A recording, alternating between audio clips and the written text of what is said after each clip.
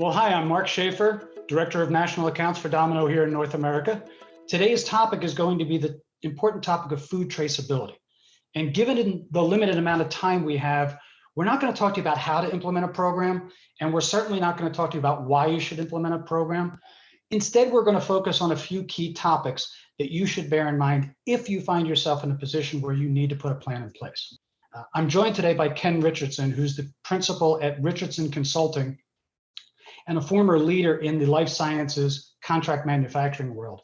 Ken's responsible for designing and implementing well over 75 track and trace solutions across the globe. I'm going to talk to Ken about three specific topics. Ken, thanks for joining us today. I appreciate taking time out of your busy schedule to share your wisdom and knowledge on this topic for those that might be new to traceability. The questions we have, Ken, obviously are intentionally general in nature, but we'd love to get your insight and your thoughts on whatever particular aspect of those that makes sense. The first question is the importance of selecting the right partners. In the early days of the life sciences serialization, our experience at Domino was that it was a pretty steep learning curve to understand the challenges. And I'm curious what insights you might have to how to manage those risks and how to select the right partners and what the process looks like. Sure. Yeah, that was a pretty big task for us, right? When we got into serialization, it was still kind of cutting edge. Sure.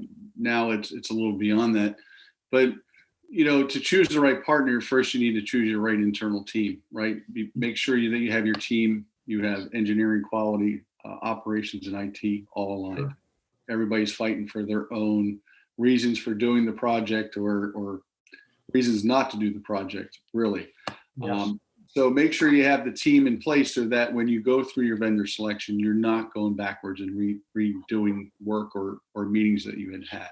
So with that being said, it really is important to pick a few vendors that have experience and have gone through this in the industry.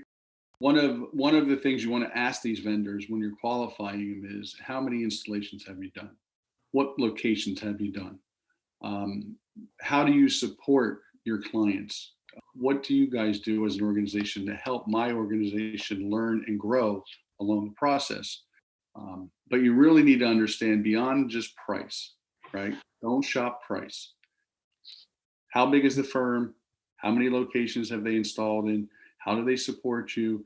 What's their spare parts program like? What's their service program? You need all of these attributes and elements beyond just price. At the end, you'll get to a price, right? Sure. Everybody wants to do a deal, right? And they all want to talk price first, but really, really dig into who is that vendor going to be and how are they going to support you as an organization?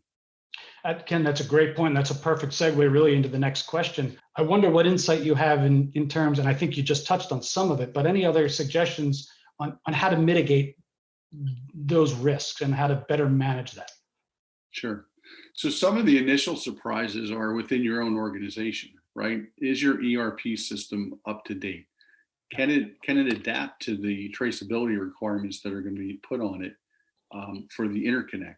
Sure. So first you're going to need to look at your internal organization. If your systems and structures are going to be able to support the new technology, you may find that you're running an ERP system that's 10, 15, 20 years old. And you may have to replace your ERP system just to get in the game. Next, your production lines, right?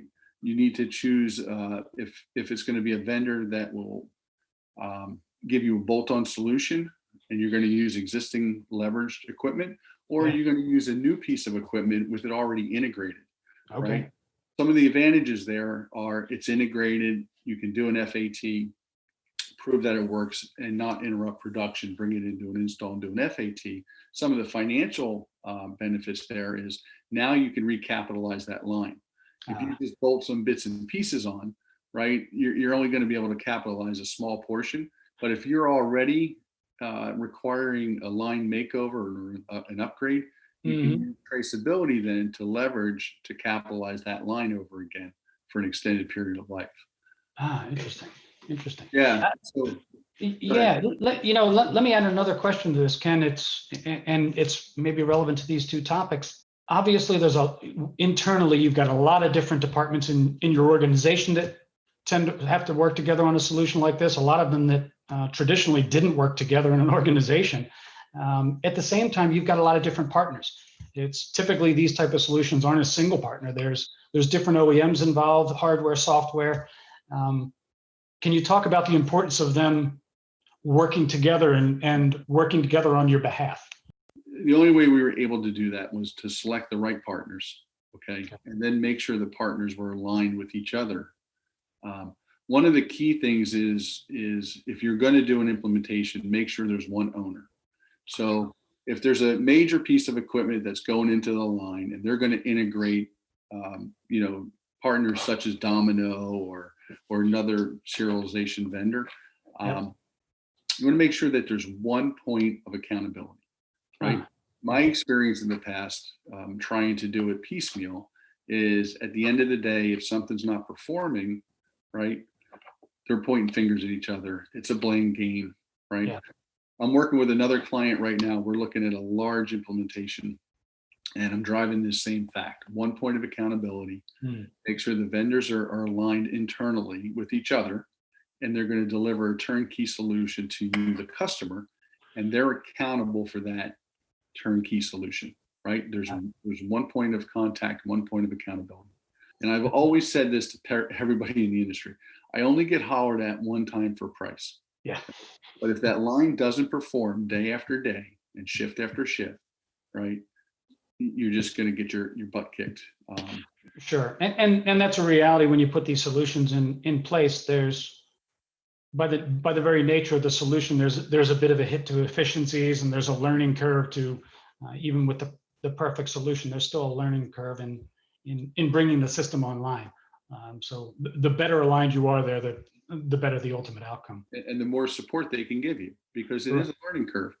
Yeah. Right? So if they could do a man in plant and put somebody in your plant for the first 60 days of operation, so that they're teaching, troubleshooting, and keeping your efficiencies at best, sure, right, while you're going through it, there's an advantage.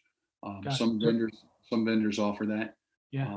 If you select partners that have to fly in to support you versus a partner that has a satellite office an hour away, or they have the remote dial-in capabilities that can support you instantaneously, right? These are all of those elements I talk about other than price. Right? Sure. Don't get hung up on price, because everybody will do a deal, right? Yeah.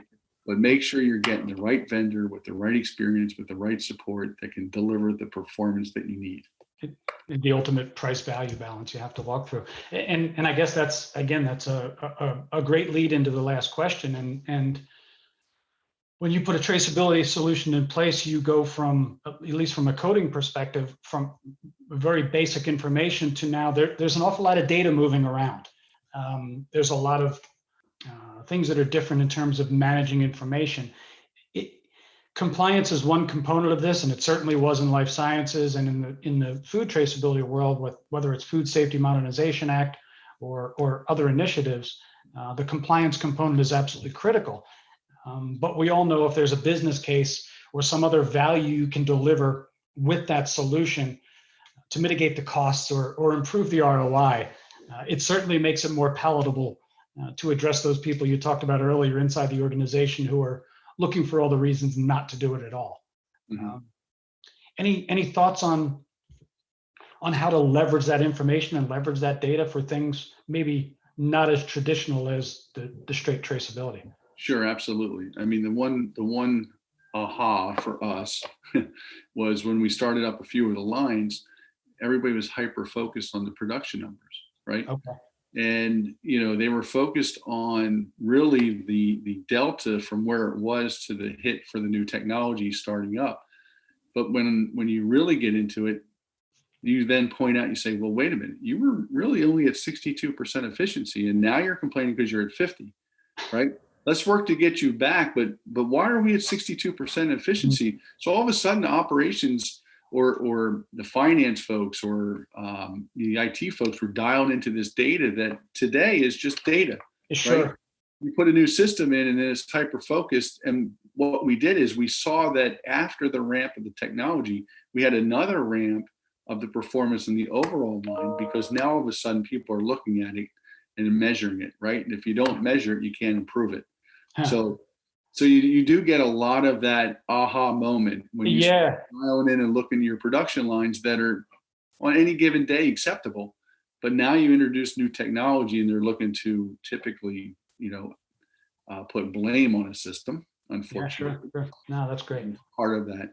And then you can use the system to get real-time data, real-time production numbers. There's a whole huge benefit on the production floor, Okay. let alone just the compliance aspect. I think my biggest thing is don't delay, right? If you have the opportunity and you have the capital and you have the corporate support, start your process now. Start selecting your internal team members so that you can select your external partners, get a pilot program started. What we found at the life science side of it is people delayed, and then the surge created a backlog for equipment.